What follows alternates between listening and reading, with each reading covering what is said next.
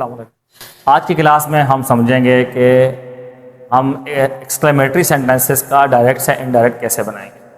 Exclamatory sentences basically वो sentences होते हैं कि जिनमें हम कुछ अपने जज्बात का इजहार करें, फीलिंग का इजहार करें, ख्यालात का, इस तरह के जो इमोशंस हैं हमारे उनका इजहार करें, तो इनको हम कहते हैं एक्सक्लेमेटरी सेंटेंसेस। तो इनका थोड़ा सा डायरेक्ट से इनडायरेक्ट बनाने का तरीका डिफरेंट होता है, तो कुछ सिमिलर भी होता है, कुछ डिफरेंस भी है इनमें। तो हम आज वो चीज़ें डिस्कस करेंगे। तो आज की क्लास अगर आपने सही से समझ ली तो आज के बाद से आपके लिए एक्सक्लेमेटरी सेंटेंसेस क्या हैं इनको समझना और इनका डायरेक्ट से इनडायरेक्ट नरेशन बनाना आपके लिए कोई बड़ी बात नहीं होगी। तो चलिए, एक्सक्लेमेटरी सेंटेंसेस जो हैं इनका हम आज सीख रहे हैं डायरेक्ट से इनडायरेक्ट कैसे बनाएं।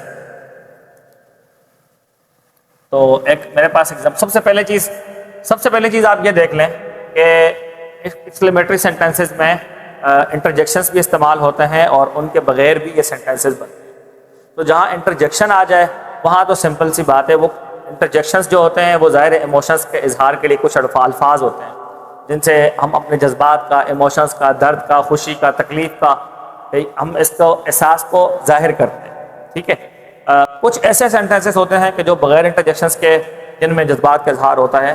तो जो इंटरजेक्शंस वाले हैं उनमें तो सिंपली हमको वो फीलिंग्स की मीनिंग जो है वो लेकर आनी है। ठीक है, फीलिंग्स की मीनिंग लेकर आनी होती है। तो मैंने कुछ यहाँ पे अल्फाज लिखे हैं 5 इंटरजेक्शंस और उनकी मीनिंग, वो किस मीनिंग में इस्तेमाल होते हैं।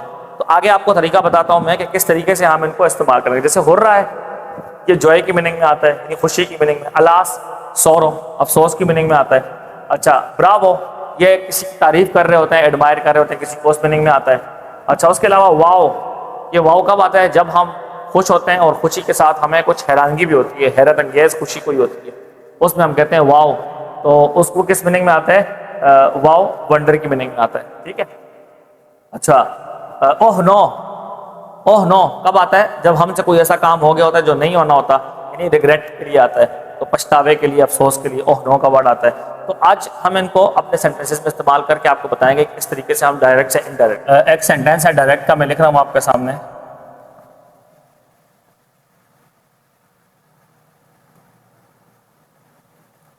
अब ही सेड, ये हमारे पास क्या आ गया? रिपोर्टिंग स्पीच आ गई।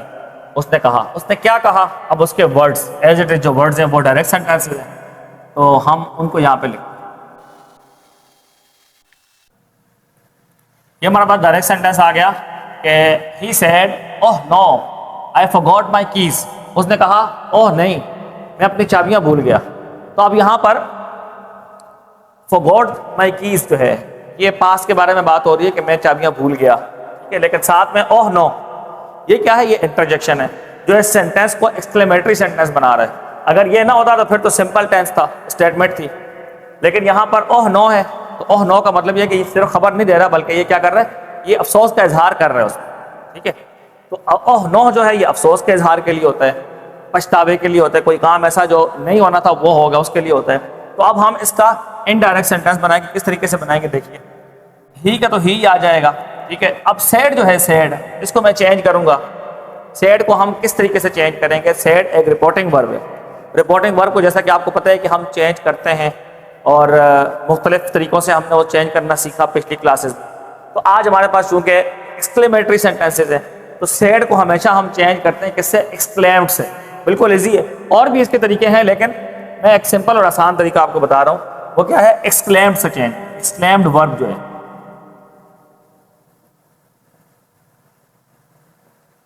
सेकेंड फॉर्म एक्सक्लेम्ड, ईडी के साथ एक्सक्लेम्ड। तो ये इसका मतलब भी कहा, लेकिन कहा कैसे? उसने अफसोस के साथ कहा। ठीक है, ओह नो जो होता है ये किस लिए होता है? रिग्रेट के लिए, अफसोस के लिए, पछतावे के लिए। मतलब उससे गलती हो गई, उससे नहीं होनी चाहिए थी, उससे गलती हो गई।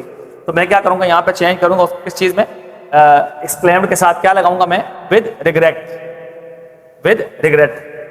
तो यहाँ पे क्या लिख दूंगा? विद रिग्रेट,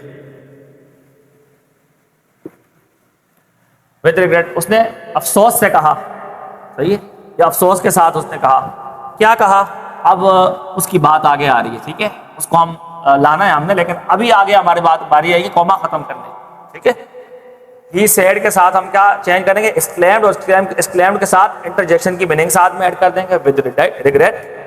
और साथ में फिर अब कॉमे की बारी आई तो कॉमे को हम चेंज कर देंगे किसमें, दैट में, ठीक है, कॉमे को दैट में चेंज कर दिया। और उसके बाद फिर हम ये जो सेंटेंस है, ये वाला सेंटेंस, ये चूंकि एक रिपोर्टेड स्पीच का हिस्सा है तो इसके साथ वही मामला करेंगे जैसे कि स्टेटमेंट में हमने किया था। अब आगे वाले सारे रूल्स वही स्टेटमेंट्स वाले लगेंगे, ठीक है, यानी प्रेजेंट सिंपल को पास्ट सिंपल में, प्रेजेंट परफेक्ट को पास्ट परफेक्ट में, पास्ट सिंपल को पास्ट परफेक्ट में, ये सारे जो सेंटेंसेज आपको लिखवाए थे पहली क्लास में वही वाला रूल यहाँ पे अप्लाई होंगे सारे। तो क्या करेंगे, अब ये बैक शिफ्टिंग होगी इसकी, तो क्या करेंगे हम, आई फॉरगॉट माई कीज। आई उसने किसके बारे में कहा था, अपने बारे में कहा था ना, तो अपने बारे में जब उसने आए कहा तो आए को हम किस में चेंज करेंगे, सब्जेक्ट के हिसाब से चेंज करेंगे। तो सब्जेक्ट क्या था, ही था, यहाँ भी हम ले आएंगे दैट ही। अब फॉरगॉट माई कीज जो है ये पास्ट सिंपल टेंस है, लेकिन मुझे यहाँ पे पास्ट सिंपल को किस में चेंज करना है, पास्ट परफेक्ट में। जो पास्ट परफेक्ट में चेंज करूंगा तो क्या लाऊंगा, हैड फॉरगॉटन, हैड फॉरगॉटन, ये मिटा देता हूं मैं, फॉरगॉटन, ठीक है, थर्ड फॉर्म आ गई फॉरगॉट की, फॉरगॉटन। अब माई कीज उसने किसका कहा था, अपनी चाबियों के बारे में कहा था, तो चाबियां उसी की हैं, जो भूले है वो उसकी अपनी चाबियां हैं, तो फिर क्या करूंगा मैं, इसको हिज कीज कर दूंगा, ठीक हो गया, हिज कीज। तो he exclaimed with regret that he had forgotten his keys, वो अफसोस से बोला कि वो अपनी चाबियां भूल गया है, ठीक है, ये मीनिंग इसकी इस तरह से बनेगी। एक और सेंटेंस देखिए,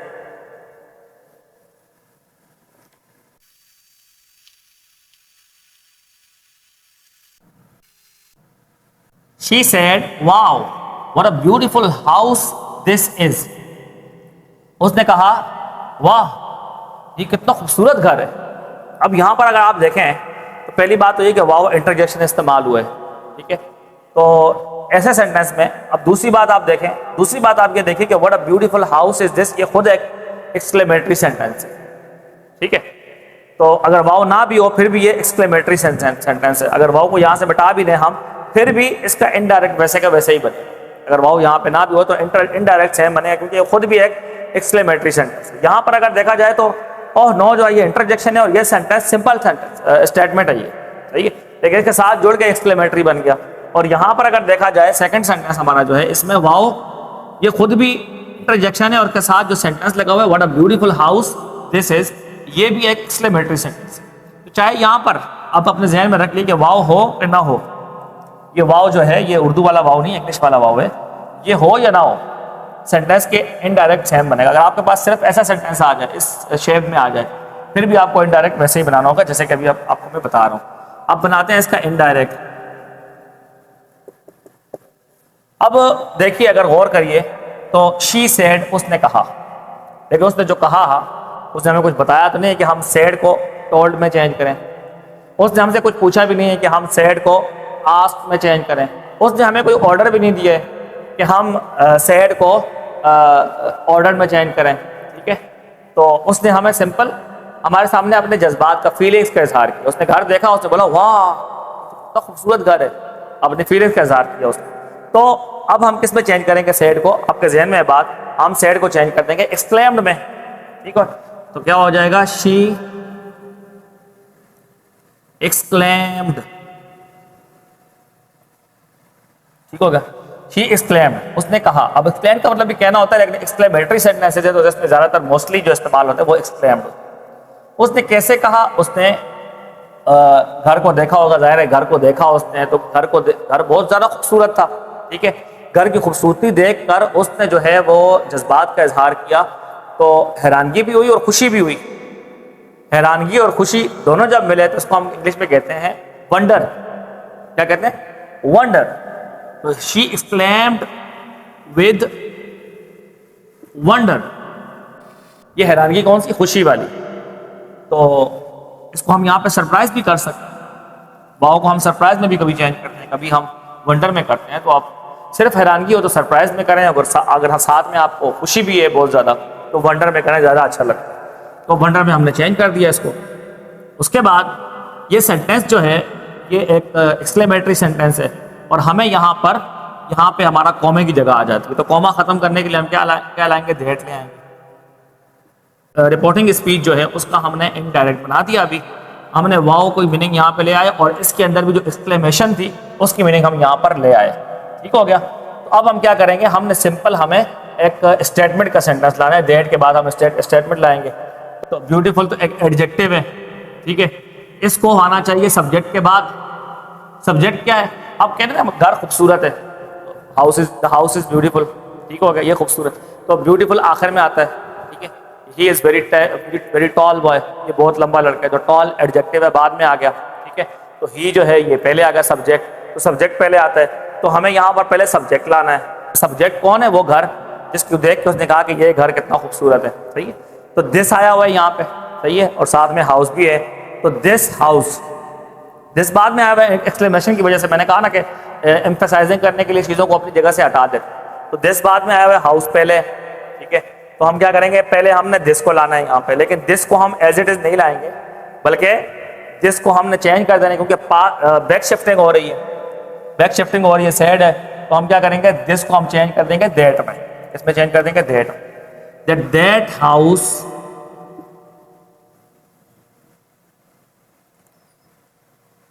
अब उसके बाद, अब दैट हाउस ये पूरा एक साथ आ गया।